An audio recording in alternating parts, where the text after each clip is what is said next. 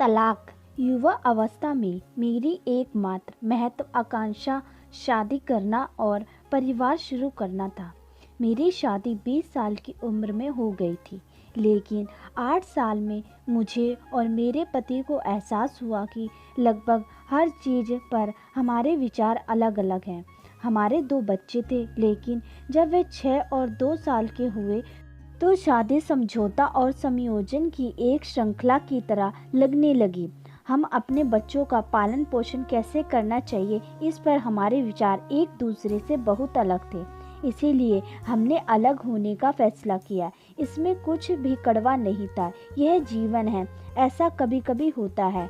मैं भाग्यशाली थी कि मुझे मेरे समर्थक माता पिता मिले जो मेरे साथ खड़े रहे। मुझे याद है कि मैंने शादी को ख़त्म करने का फैसला करने से पहले पिताजी को फ़ोन किया था, और जब उन्होंने सुना कि मैं कितनी परेशान हूँ तो उन्होंने कहा, अपना बैग पैक करो और घर आ जाओ।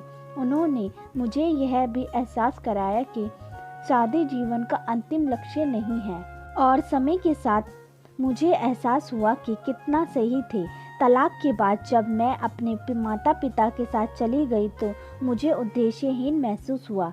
मुझे लिखना और पढ़ना हमेशा से पसंद था, इसीलिए मैंने रचनात्मक लेखन की ट्यूशन देने का फैसला किया। इसीलिए एक दिन जब मेरा बेटा केवल 8 वर्ष का था, समय के साथ मेरे पास बहुत सारे छात्र आ गए और जल्द ही मैंने रुपए चार्ज करना शुरू कर दिया। अपना स्वयं का रचनात्मक लेखन संस्थान शुरू करने के लिए कक्षा के 50 रुपये तथा हमारे पास 7,000 से अधिक छात्र थे। मेरे तलाक को 19 साल हो गए, लेकिन मैं अब तक सबसे ज़्यादा खुश हूँ। पिछले साल ही मैंने हमारे लिए एक घर खरीदा था और यह हमारा अपना छोटा सा स्वर्ग है।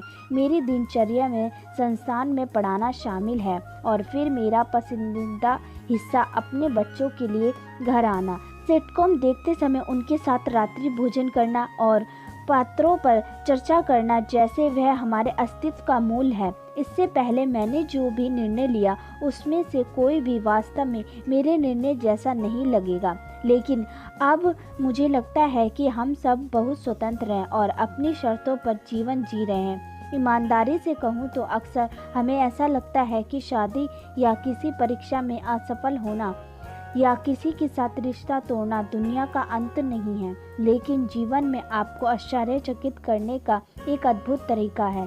मैं 47 साल की हूँ, लिख रही हूँ, अपना खुद का व्यवसाय चला रही हूँ, अपने बच्चों का पालन पोषण कर रही हूँ, यात्रा कर रही हूँ और अभी भी खोज कर रही हूँ, और मेरे पास इसके अलावा और कोई रास्ता नहीं है। दोस्तों, आपको हमारी ये छोटी सी कहानी कैसी लगी, प्लीज़ कमेंट कर ज़रूर बताएं, और आपका बहुत बहुत धन्यवाद हमारी पूरी कहानी सुनने के लिए।